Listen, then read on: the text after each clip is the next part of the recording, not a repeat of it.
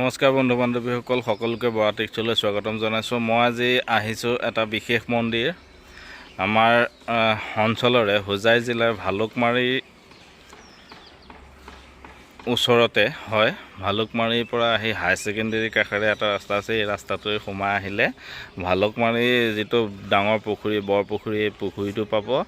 তাৰ লগতে পাব আপোনাৰ এই শিৱ মন্দিৰ এভাগ আছে, লগতে শীতলা মাৰ মন্দিৰ আছে আৰু দুৰ্গা মন্দিৰ, কালী মন্দিৰ, সকলো মন্দিৰ একেলগে আছে পুখুৰীটোৰ পাৰতে।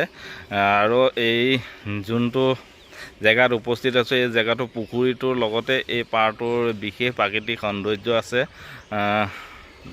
বহুত সুন্দৰ এক ঠাই, চাবলগীয়া ঠাই। গতিকে আমাৰ দৰ্শকসকলক আমি আহ্বান জনাইছোঁ, পাৰিলে আহক।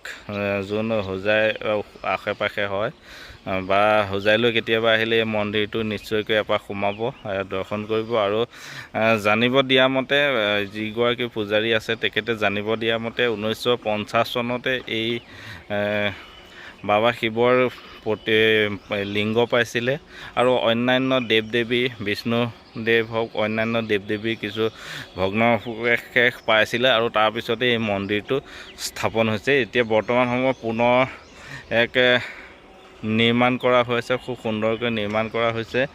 লগতে পুখুৰী ঘাটটো নিৰ্মাণ কৰি থকা, এই সকলোখিনি দেখুৱাম।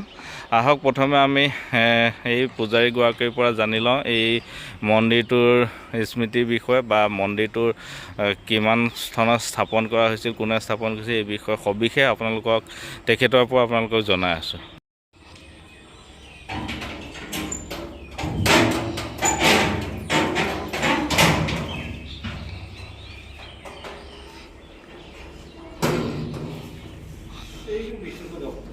এইটো আমি এতিয়া তেখেতৰ পৰা হয় হয়, মানে বিষ্ণুৰ ভৰি চিহ্ন নহয় জানো? হয়, বাকী এইটো আমাৰ শিৱ বাবা। মন্দিৰটো কিমানমান চনৰ পৰা চলি আহি আছে? 85 চলিছে। এই সময়ত মানুহ কম আছিলে, অকণমান চলি আছিলে। ইয়াৰ মানুহে ভাগৱত গীতা পাঠ কৰিব। ইয়াৰ পিছতে এজন মানুহ আছিল, সিহঁতৰ দেউতা নাই, এই ল'ৰা ছোৱালী নাই। ল'ৰা ছোৱালী নাথাকাৰ পিছতে ইয়াতে এইবিলাক কৰিছে, কৰাৰ পিছতে ৰাইজে কৈছে ল'ৰা ছোৱালী যেতিয়া নাই, এতিয়া এটা মন্দিৰ দকৈজনী মন্দিৰটো দিছে, এইটো দিছে। প্ৰথমে ৰাইজৰ দান বৰঙণিয়ে বনোৱা হৈছিলে। তেখেত আছে জানো বৰ্তমান? গ'ল, একো নাই। হয় হয়। কাইলৈ সোমবাৰে চাগে যথেষ্ট ভক্ত আহে। সোমবাৰে মানুহ আহে। হয় হয়, ঠিক আছে। ইয়াৰ সবিশেষখিনি আপোনালোকক তেখেতে জনাইছে। আৰু ইয়াৰ গোটেই পৰিৱেশটো বৰ্তমান পুনৰ নিৰ্মাণ কৰা হৈ বনাই থকা হৈছে নতুনকৈ শিৱ মন্দিৰ। আৰু এই মন্দিৰটো ছাদৰ ওপৰত বনাইছে। এইটো সম্পূৰ্ণ হৈ উঠিলে ইয়াৰ সৌন্দৰ্য আৰু দুগুণে চৰিব আৰু ভাল লগা হ'ব। গতিকে এই ছাদৰ ওপৰৰ পৰা পুখুৰীটো দেখুৱাইছোঁ, চাওক, মানে সুন্দৰ পৰিৱেশ। গতিকে আমাৰ দৰ্শকসকলে নিশ্চয় ভিডিঅ'টো চাই ভাল পাব আৰু পাৰিলে আহিব, চাবহি। এয়া প্ৰাকৃতিক পৰিৱেশ, এক মনোমোহা পৰিৱেশ।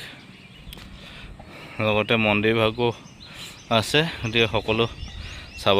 পুখুৰী এইটো ভালুকমাৰী বৰপুখুৰী বুলি কোৱা আমি জানো। গতিকে এই পুখুৰীটো বহুত দিন আগৰে পুৰণা, ইয়াতে মানুহ বসবাস নকৰা আগৰে পৰা এই পুখুৰীটো আছে। গতিকে যিসকল কিছু দৰ্শকে নিশ্চয় দেখিছে আৰু যিসকল ভিউৱাৰ্ছে এতিয়ালৈকে দেখা নাই, পাৰিলে নিশ্চয়কৈ আহিব।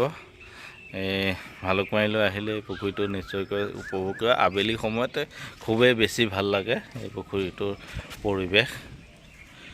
আৰু চাওক, দেখুৱাইছোঁ এই খটখটি দি মন্দিৰৰ পৰা এই পুখুৰীটোলৈ নামি আহিব পাৰে। চাওক।